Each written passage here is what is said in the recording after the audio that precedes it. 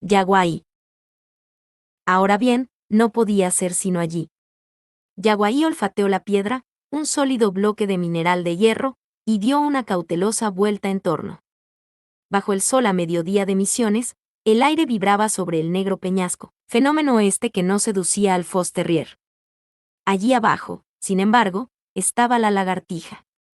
Giró nuevamente alrededor, resopló en un intersticio, y, para honor de la raza, rascó un instante el bloque ardiente. Hecho lo cual regresó con paso perezoso, que no impedía un sistemático olfateo a ambos lados. Entró en el comedor, echándose entre el aparador y la pared, fresco refugio que él consideraba como suyo, a pesar de tener en su contra la opinión de toda la casa. Pero el sombrío rincón, admirable cuando a la depresión de la atmósfera acompaña la falta de aire, tornábase imposible en un día de viento norte.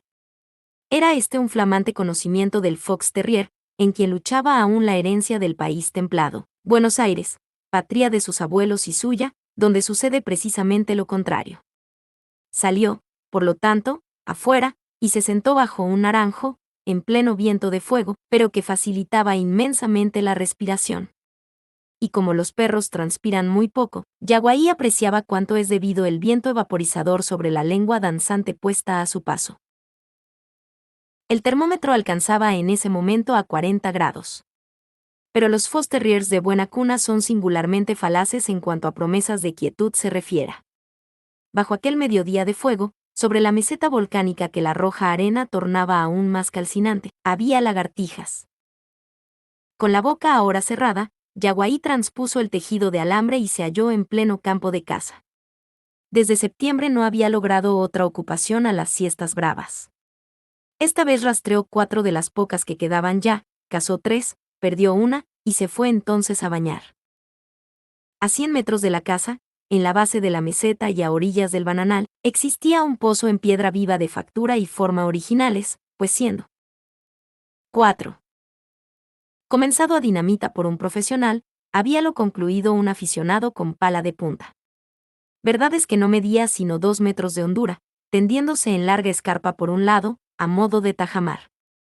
Su fuente, bien que superficial, resistía a secas de 2 meses, lo que es bien meritorio en Misiones. Allí se bañaba el Fos Terrier, primero la lengua, después el vientre sentado en el agua, para concluir con una travesía a nado. Volvía luego a la casa, siempre que algún rastro no se atravesara en su camino. Al caer el sol, tornaba al pozo, de aquí que Yaguaí sufriera vagamente de pulgas, y con bastante facilidad el calor tropical para el que su raza no había sido creada. El instinto combativo del Fos Terrier se manifestó normalmente contra las hojas secas. Subió luego a las mariposas y su sombra, y se fijó por fin en las lagartijas. Aún en noviembre, cuando tenía ya en jaque a todas las ratas de la casa, su gran encanto eran los saurios. Los peones que por A o B llegaban a la siesta, admiraron siempre la obstinación del perro, resoplando en cohabites bajo un sol de fuego, si bien la admiración de aquellos no pasaba del cuadro de caza. Eso, dijo uno un día, señalando al perro con una vuelta de cabeza, no sirve más que para bichitos. El dueño de Yaguaí lo oyó. Tal vez, repuso, pero ninguno de los famosos perros de ustedes sería capaz de hacer lo que hace ese. Los hombres se sonrieron sin contestar. Cooper, sin embargo, conocía bien a los perros de monte, y su maravillosa aptitud para la caza a la carrera, que su Fos Terrier ignoraba. ¿Enseñarle? ¿Acaso? Pero él no tenía cómo hacerlo. Precisamente esa misma tarde un peón se quejó a Cooper de los venados que estaban concluyendo con los porotos. Pedía escopeta, porque aunque él tenía un perro, no podía sino a veces alcanzarlos de un palo. Cooper prestó la escopeta, y aún propuso ir esa noche al Rosado. No hay luna, objetó el peón. 5. No importa. Suelte el perro y veremos si el mío lo sigue. Esa noche fueron al plantío. El peón soltó a su perro, y el animal se lanzó enseguida en las tinieblas del monte, en busca de un rastro. Al ver partir a su compañero, Yaguaí intentó en vano forzar la barrera de Caraguatá. Logrólo al fin, y siguió la pista del otro. Pero a los 2 minutos regresaba, muy contento de aquella escapatoria nocturna. Eso sí, no quedó agujerito sin olfatear en 10 metros a la redonda. Pero cazar tras el rastro, en el monte, a un galope que puede durar muy bien desde la madrugada hasta las 3 de la tarde, eso no. El perro del peón halló una pista, muy lejos, que perdió enseguida. Una hora después volvía a su amo, y todos juntos regresaron a la casa. La prueba, si no concluyente, desanimó a Cooper. Se olvidó luego de ello, mientras el Fox Terrier continuaba cazando ratas, algún lagarto o zorro en su cueva, y lagartijas.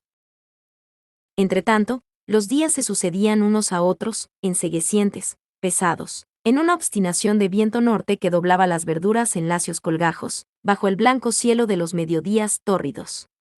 El termómetro se mantenía a 38 a 40, sin la más remota esperanza de lluvia. Durante 4 días el tiempo se cargó, con asfixiante calma y aumento de calor. Y cuando se perdió al fin la esperanza de que el sur devolviera en torrentes de agua todo el viento de fuego, recibido un mes entero del norte, la gente se resignó a una desastrosa sequía.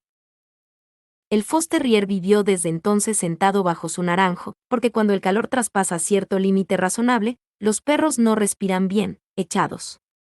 Con la lengua de fuera y los ojos entornados, asistió a la muerte progresiva de cuanto era brotación primaveral. La huerta se perdió rápidamente. El maizal pasó del verde claro a una blancura amarillenta, y a fines de noviembre solo quedaban de él columnitas truncas sobre la negrura desolada del rosado. La mandioca, heroica entre todas, resistía bien. El pozo del Fox Terrier, agotada su fuente, perdió día a día su agua verdosa, y tan caliente que Yaguaí no iba a él sino de mañana, si bien ahora hallaba rastros de apéreas, agutíes y hurones, que la sequía del monte forzaba hasta aquel. 6. En vuelta de su baño, el perro se sentaba de nuevo, viendo aumentar poco a poco el viento, mientras el termómetro, refrescado a 15 al amanecer, llegaba a 41 a las 2 de la tarde. La sequedad del aire llevaba a beber al Fox Terrier cada media hora, debiendo entonces luchar con las avispas y abejas que invadían los baldes, muertas de sed. Las gallinas, con las alas en tierra, jadeaban tendidas a la triple sombra de los bananos, la glorieta y la enredadera de flor roja, sin atreverse a dar un paso sobre la arena abrasada, y bajo un sol que mataba instantáneamente a las hormigas rubias. Alrededor, cuanto abarcaba los ojos del Fox Terrier, los bloques de hierro, el pedregullo volcánico, el monte mismo, danzaba, mareado de calor. Al oeste, en el fondo del valle boscoso, hundido en la depresión de la doble sierra, el Paraná yacía, muerto a esa hora en su agua de zinc, esperando la caída de la tarde para revivir. La atmósfera, entonces, ligeramente ahumada hasta esa hora, se velaba al horizonte en denso vapor, tras el cual el sol, cayendo sobre el río, sosteníase asfixiado en perfecto círculo de sangre. Y mientras el viento cesaba por completo y en el aire aún abrasado Yaguaí arrastraba por la meseta su diminuta mancha blanca, las palmeras, recortándose inmóviles sobre el río cuajado en rubí, infundían en el paisaje una sensación de lujoso y sombrío oasis. Los días se sucedían iguales. El pozo del Fox Terrier se secó, y las asperezas de la vida, que hasta entonces evitaran a Yaguaí, comenzaron para él esa misma tarde. Desde tiempo atrás, el perrito blanco había sido muy solicitado por un amigo de Cooper, hombre de selva cuyos muchos ratos perdidos se pasaban en el monte tras los tatetos. Tenía 3 perros magníficos para esta caza, aunque muy inclinados a rastrear cuatíes, lo que envolviendo una pérdida de tiempo para el cazador, constituye también la posibilidad de un desastre, pues la dentellada de un cuatí degüella sistemáticamente al perro que no supo cogerlo. Fragoso, habiendo visto un día trabajar al Fox Terrier en un asunto de Irara, que Yaguaí forzó a estarse definitivamente quieta, dedujo que un perrito que tenía ese talento especial para morder justamente entre cruz y pescuezo, no era un perro cualquiera, por más corta que tuviera la cola. Por lo que instó repetidas veces a Cooper a que le prestara a Yaguaí. 7. Yo te lo voy a enseñar bien a usted, patrón, le decía. Tiene tiempo, respondía Cooper. Pero en esos días abrumadores, la visita de Fragoso avivando el recuerdo de aquello, Cooper le entregó su perro a fin de que le enseñara a correr. Corrió, sin duda, mucho más de lo que hubiera deseado el mismo Cooper. Fragoso vivía en la margen izquierda del Yabebirí, y había plantado en octubre un mandiocal que no producía aún, y media hectárea de maíz y porotos, totalmente perdida. Esto último, específico para el cazador, tenía para Yaguaí muy poca importancia, trastornándole en cambio la nueva alimentación. Él, que en casa de Cooper coleaba ante la mandioca simplemente cocida, para no ofender a su amo, y olfateaba por 3 o 4 lados el locro, para no quebrar del todo con la cocinera, conoció la angustia de los ojos brillantes y fijos en el amo que come, para concluir lamiendo el plato que sus 3 compañeros habían pulido ya, esperando ansiosamente el puñado de maíz sancochado que les daban cada día. Los 3 perros salían de noche a cazar por su cuenta, maniobra esta que entraba en el sistema educacional del cazador, pero el hambre, que llevaba a aquellos naturalmente al monte a rastrear para comer, inmovilizaba al Fox Terrier en el rancho, único lugar del mundo donde podía hallar comida. Los perros que no devoran la caza serán siempre malos cazadores, y justamente la raza a que pertenecía Yaguaí caza desde su creación por simple sport. Fragoso intentó algún aprendizaje con el Fox Terrier, pero siendo Yaguaí mucho más perjudicial que útil al trabajo desenvuelto de sus 3 perros, lo relegó desde entonces en el rancho a espera de mejores tiempos para esa enseñanza. Entretanto, la mandioca del año anterior comenzaba a concluirse, las últimas espigas de maíz rodaron por el suelo, blancas y sin un grano, y el hambre, ya dura para los 3 perros nacidos con ella, royó las entrañas de Yaguaí. En aquella nueva vida había adquirido con pasmosa rapidez el aspecto humillado, servil y traicionero de los perros del país. Aprendió entonces a merodear de noche en los ranchos vecinos, avanzando con cautela, las piernas dobladas y elásticas, hundiéndose lentamente al pie. 8. De una mata de espartillo, al menor rumor hostil. Aprendió a no ladrar por más furor o miedo que tuviera, y a gruñir de un modo particularmente sordo, cuando el cusco de un rancho defendía a este del pillaje. Aprendió a visitar los gallineros, a separar 2 platos encimados con el hocico, y a llevarse en la boca una lata con grasa, a fin de vaciarla en la impunidad del pajonal. Conoció el gusto de las guascas encebadas, de los zapatones untados de grasa, del hollín pegoteado de una olla, y, alguna vez, de la miel recogida y guardada en un trozo de tacuara.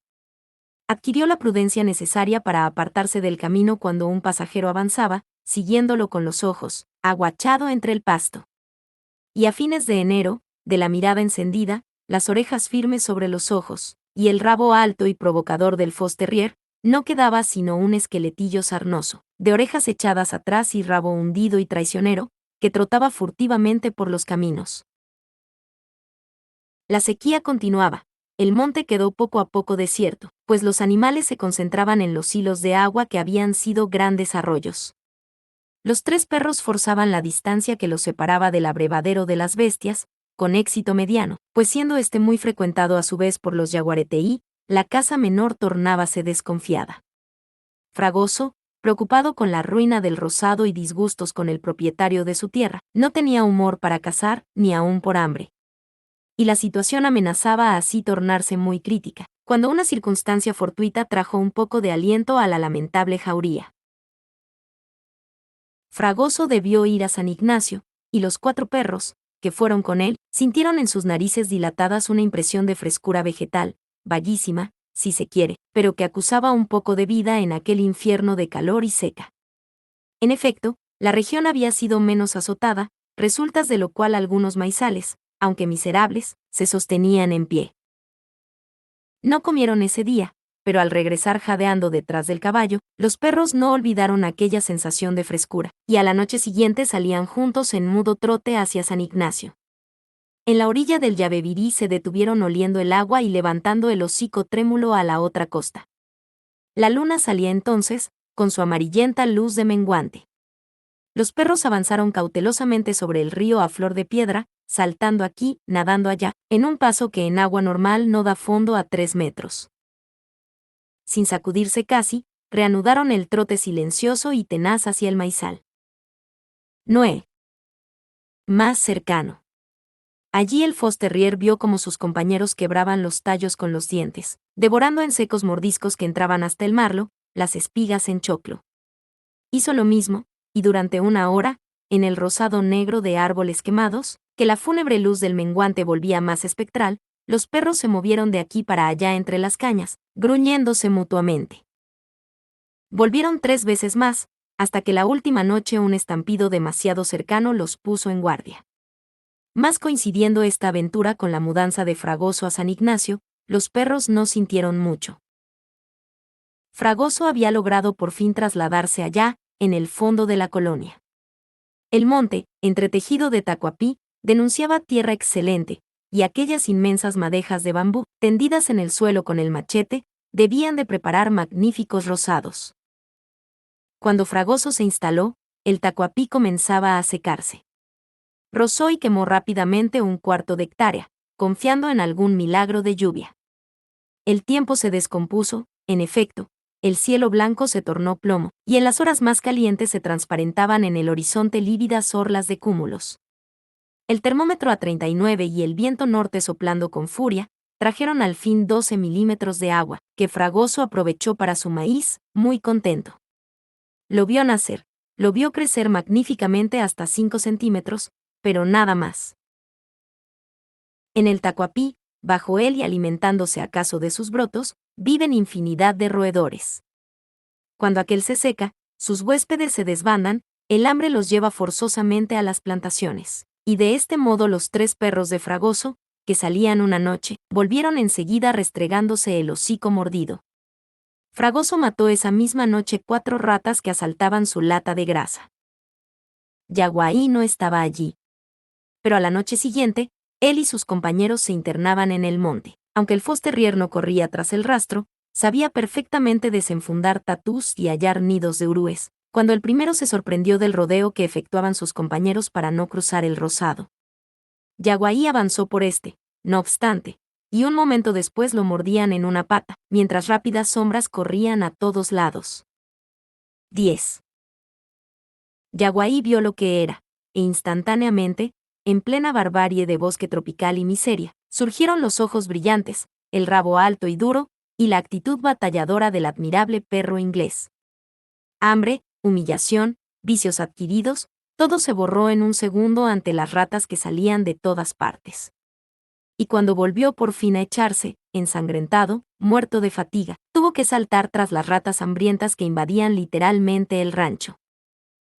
Fragoso quedó encantado de aquella brusca energía de nervios y músculos que no recordaba más, y subió a su memoria el recuerdo del viejo combate con la irara, era la misma mordida sobre la cruz, un golpe seco de mandíbula, y a otra rata. Comprendió también de dónde provenía aquella nefasta invasión, y con larga serie de juramentos en voz alta, dio su maizal por perdido. ¿Qué podía hacer Yaguaí solo? Fue al rozado, acariciando al Fosterrier, y silbó a sus perros. Pero apenas los rastreadores de tigres sentían los dientes de las ratas en el hocico, chillaban, restregándolo a 2 patas. Fragoso y Yaguaí hicieron solos el gasto de la jornada, y si el primero sacó de ella la muñeca dolorida, el segundo echaba al respirar burbujas sanguinolentas por la nariz. En 12 días, a pesar de cuanto hicieron Fragoso y el Fosterrier para salvarlo, el rozado estaba perdido. Las ratas, al igual de las martinetas, saben muy bien desenterrar el grano adherido aún a la plantita.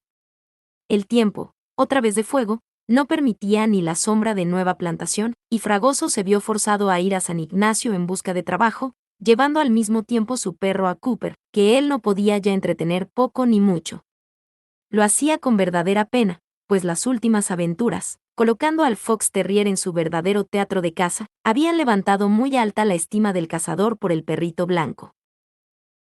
En el camino, el Fosterrier oyó, lejano, el ruido de carretería de los pajonales del Yabebirí ardiendo con la sequía. Vio a la vera del bosque a las vacas que, soportando la nube de tábanos, doblaban los catiguás con el pecho, avanzando montadas sobre el tronco arqueado hasta alcanzar las hojas. Vio al mismo monte subtropical secándose en los pedregales, y sobre el brumoso horizonte de las tardes de 38 a 40, volvió a ver el sol cayendo asfixiado en un círculo rojo y met. 11. Media hora después llegaban a San Ignacio, y siendo ya tarde para llegar hasta lo de Cooper, Fragoso aplazó para la mañana siguiente su visita. Los 3 perros, aunque muertos de hambre, no se aventuraron mucho a merodear en país desconocido, con excepción de Yaguaí, al que el recuerdo bruscamente despierto de las viejas carreras delante del caballo de Cooper llevaba en línea recta a casa de su amo. Las circunstancias anormales porque pasaba el país con la sequía de 4 meses, y es preciso saber lo que esto supone en Misiones, hacía que los perros de los peones, ya famélicos en tiempo de abundancia, llevaran sus pillajes nocturnos a un grado intolerable. En pleno día, Cooper había tenido ocasión de perder 3 gallinas, arrebatadas por los perros hacia el monte. Y si se recuerda que el ingenio de un poblador haragán llega a enseñar a sus cachorros esta maniobra para aprovecharse ambos de la presa, se comprenderá que Cooper perdiera la paciencia, descargando irremisiblemente su escopeta sobre todo ladrón nocturno. Aunque no usaba sino perdigones, la lección era asimismo dura. Así una noche, en el momento que se iba a acostar, percibió su oído alerta el ruido de las uñas enemigas, tratando de forzar el tejido de alambre. Con un gesto de fastidio descolgó la escopeta, y saliendo afuera vio una mancha blanca que avanzaba dentro del patio. Rápidamente hizo fuego, y a los aullidos transpasantes del animal arrastrándose sobre las patas traseras, tuvo un fugitivo sobresalto, que no pudo explicar y se desvaneció enseguida. Llegó hasta el lugar, pero el perro había desaparecido ya, y entró de nuevo. ¿Qué fue, papá?, le preguntó desde la cama su hija, un perro. Sí, repuso Cooper colgando la escopeta, le tiré un poco de cerca. ¿Grande el perro, papá? No, chico. Pasó un momento. Pobre Yaguaí, prosiguió Julia, ¿cómo estará? Súbitamente Cooper recordó la impresión sufrida al oír aullar al perro, algo. 12. De su Yaguaí había allí. Pero pensando también en cuán remota era esa probabilidad, se durmió. Fue a la mañana siguiente, muy temprano, cuando Cooper, siguiendo el rastro de sangre, halló a Yaguaí muerto al borde del pozo del bananal. De pésimo humor volvió a casa, y la primer pregunta de Julia fue por el perro chico. ¿Murió, papá? Sí, allá en el pozo, es Yaguaí. Cogió la pala, y seguido de sus 2 hijos consternados, fue al pozo. Julia, después de mirar un momento inmóvil, se acercó despacio a sollozar junto al pantalón de Cooper. ¿Qué hiciste, papá? No sabía, chiquita. Apártate un momento.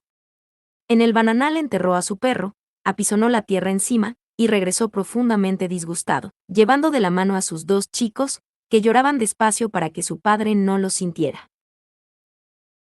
13. Horacio Quiroga.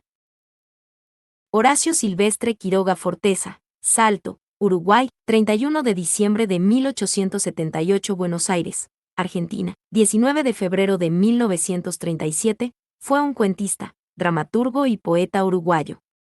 Fue el maestro del cuento latinoamericano, de prosa vívida, naturalista y modernista. Sus relatos, que a menudo retratan a la naturaleza bajo rasgos temibles y horrorosos, y como enemiga del ser humano, le valieron ser comparado con el estadounidense Edgar Allan Poe. 14.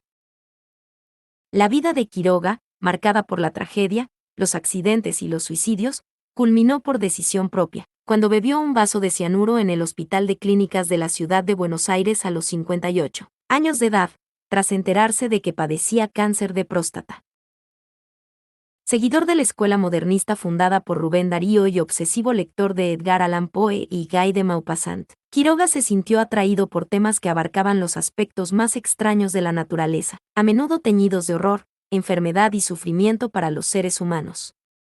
Muchos de sus relatos pertenecen a esta corriente, cuya obra más emblemática es la colección Cuentos de amor, de locura y de muerte. Por otra parte, se percibe en Quiroga la influencia del británico Sir Rudyard Kipling, Libro de las Tierras Vírgenes, que cristalizaría en su propio Cuentos de la Selva, delicioso ejercicio de fantasía dividido en varios relatos protagonizados por animales. Su Decálogo del perfecto cuentista, dedicado a los escritores noveles, establece ciertas contradicciones con su propia obra. Mientras que el Decálogo pregona un estilo económico y preciso, empleando pocos adjetivos, redacción natural y llana y claridad en la expresión, en muchos de sus relatos Quiroga no sigue sus propios preceptos, utilizando un lenguaje recargado, con abundantes adjetivos y un vocabulario por momentos ostentoso. Al desarrollarse aún más su particular estilo, Quiroga evolucionó hacia el retrato realista, casi siempre angustioso y desesperado, de la salvaje naturaleza que le rodeaba en Misiones. La jungla, el río, la fauna, el clima y el terreno forman el andamiaje y el decorado en que sus personajes se mueven, padecen y a menudo mueren. Especialmente en sus relatos, Quiroga describe con arte y humanismo la tragedia que persigue a los miserables obreros rurales de la región, los peligros y padecimientos a que se ven expuestos y el modo en que se perpetúa este dolor existencial a las generaciones siguientes. Trató, además, muchos temas considerados tabú en la sociedad de principios del siglo XX, revelándose como un escritor arriesgado, desconocedor del miedo y avanzado en sus ideas y tratamientos. Estas particularidades siguen siendo evidentes al leer sus textos hoy en día. Algunos estudiosos de la obra de Quiroga opinan que la fascinación con la muerte, los accidentes y la enfermedad, que lo relaciona con Edgar Allan Poe y Baudelaire, se debe a la vida increíblemente trágica que le tocó en suerte. Sea esto cierto o no, en verdad Horacio Quiroga ha dejado para la 15. Posteridad algunas de las piezas más terribles, brillantes y trascendentales de la literatura hispanoamericana del siglo XX. Información extraída de la Wikipedia.